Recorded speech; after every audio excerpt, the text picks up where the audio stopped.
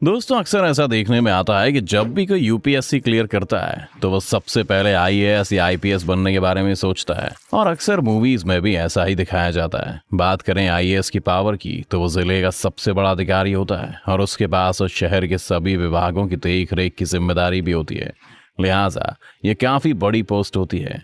लेकिन क्या आपको पता है कि यूपीएससी क्लियर करने के बाद भी कई ऐसी जॉब्स हैं जो इससे कहीं ज्यादा पावरफुल हैं। अब आप सोच रहे होंगे कि भला इनसे पावरफुल जॉब और कौन सी हो सकती है।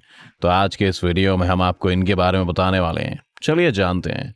सबसे पहले इस वीडियो से शुरुआत करते हैं आईडीएएस के साथ, जिसका पूरा नाम है इंडियन डिफेंस अकाउंट सर्विस।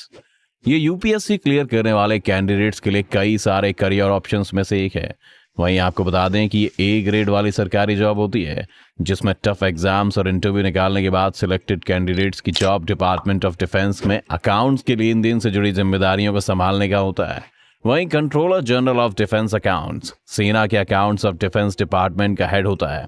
आपको ये भी बताते चले कि इस पोस्ट पर सिलेक्टेड कैंडिडेट्स का काम army, air force, navy, DRDO, ordnance factory, canteen stores department और बॉर्डर रोड ऑर्गेनाइजेशन के अकाउंट की देखरेख करना होता है।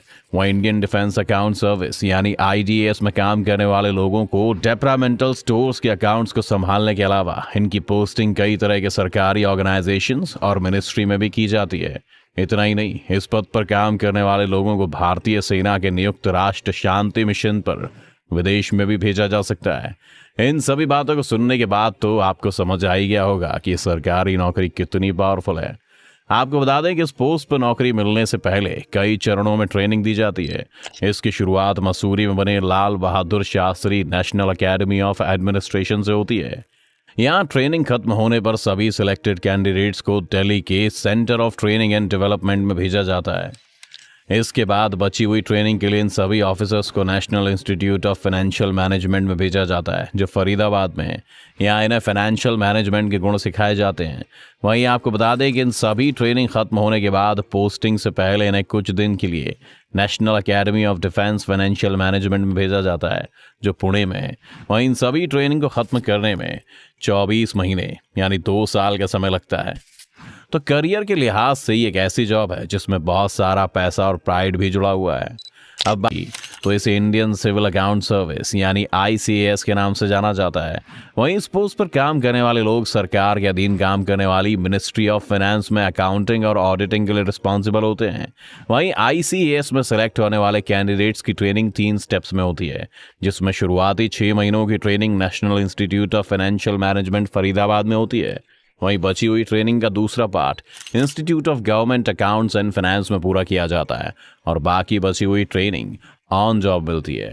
इस पूरी ट्रेनिंग की खास बात यह है कि इसमें एक फॉरेन टूर भी शामिल होता है। तो आज इस वीडियो को देखने के बाद शायद कई एस्पिरेंट इस जॉब को करियर ऑप्शन के तौर पर जरूर देखेंगे। अब बात करते हैं उन सभी से सबसे इंपॉर्टेंट और पावरफुल पोस्ट की, जिसे इंडियन ऑडिट अकाउंट सर्विस यानी आईएएस के नाम से जाना जाता है, जो कंट्रोलर और ऑडिटर जनरल ऑफ इंडिया के अंडर में काम करता है। आपकी जानकारी के लिए बता दें कि इसमें बड़े से बड़े नेता भी किसी भी तरह का कोई पॉलिटिकल इन्फ्लुएंस नहीं कर सकता है। वहीं इस नौकरी का सबसे बड़ा फायदा ये है कि Indian audit and account services के अधिकारियों को विदेश में नौकरी करने के भी कई मौके मिलते हैं और इनकी सभी पोस्टिंग किसी न किसी मेट्रो सिटीज में ही की जाती है, जो इसे और शानदार बना देती है। इस डिपार्टमेंट में 35,000 से ज्यादा लोग काम करते हैं। ये एक ऐसा संवैधानिक पद है जो देश में सेंट्रल या स्टेट गवर्नमेंट के अकाउंट्स का जब चाहे तब ऑडिट कर सकता है। इसके अंडर पब्लिक सेक्टर की कंपनियां भी आती हैं। जैसा कि हम आपको पहले ही बता चुके हैं कि ये पूरी तरह इंडिपेंडेंट बॉडी है और ये सिर्फ देश के राष्ट्रपति के लिए जवाबदेही होती हैं। तो अब आप समझ गए होंगे कि जहां शुरुआती 3 पोस्ट पर काम करने वाले लोगों का काम अकाउंट्स को बनाना होता है, तो वहीं इंडियन ऑडिट अकाउंट सर्विस पर काम करने वाले लोगों का काम इन सभी अकाउंट्स को चेक करना होता है।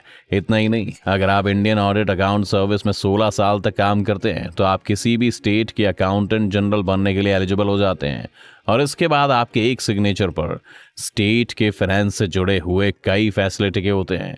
इसे ऐसे भी समझ सकते हैं कि एक स्टेट के चीफ मिनिस्टर को भी फाइनेंस से जुड़ा हुआ कोई बिल पास करने के लिए स्टेट के अकाउंट जनरल के सिग्नेचर की जरूरत होती है।